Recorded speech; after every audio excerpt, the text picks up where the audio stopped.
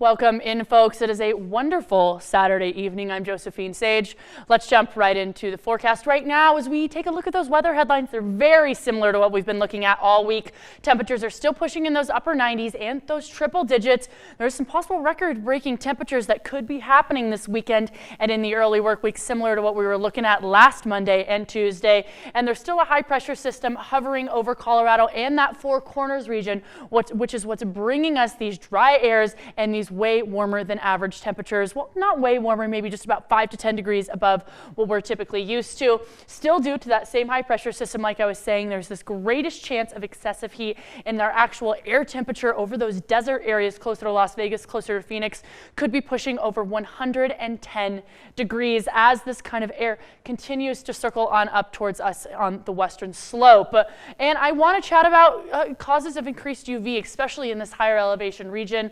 That means decreased ozone, more sunlight every day and longer days for this kind of summer season, of course. And this dry climate means less moisture in the atmosphere, which makes you sunburn just a little bit easier. So how to prevent those? Apply that sunscreen with higher than 30 SPF at least 15 to 30 minutes before you're headed out and about in the sun, and every 2 hours that you're in the sun. And if you get wet, make sure you reply right after you get out of the pool, out of the lake, out of the river.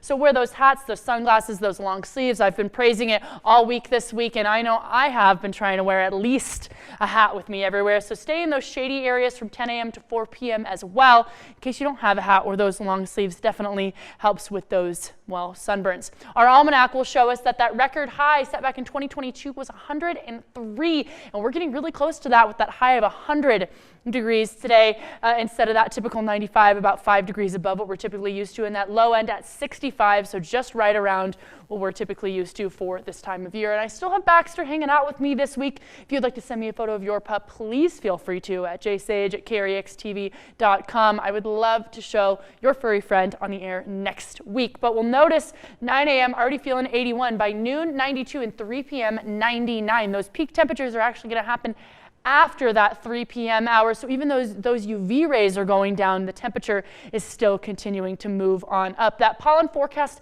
has not shifted too much from the Allergy and Asthma Center of Western Colorado. We still have some moderate grasses, some moderate weeds, low trees, and low mold in terms of those irritations hanging on out for us. We've got a slight chance for some storm potential, but it's going to be further south of us as this high pressure system continues to circle here, pushing all these warm, dry airs for us here on the western slope. And we'll notice here as this high pressure ridge moves on in, that's what's continuing to keep those dry airs around, even though there's that slight chance for some storms this way. Looks like we're going to be right in that center of that high pressure system.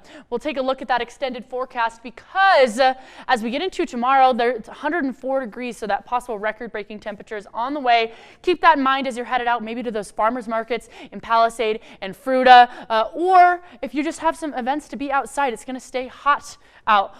Montrose just about 5 to 8 degrees cooler, of course, but still pushing in those mid to upper 90s. So definitely try and stay inside if you can, but if you have to be outside, take all those precautions to try and stay cool.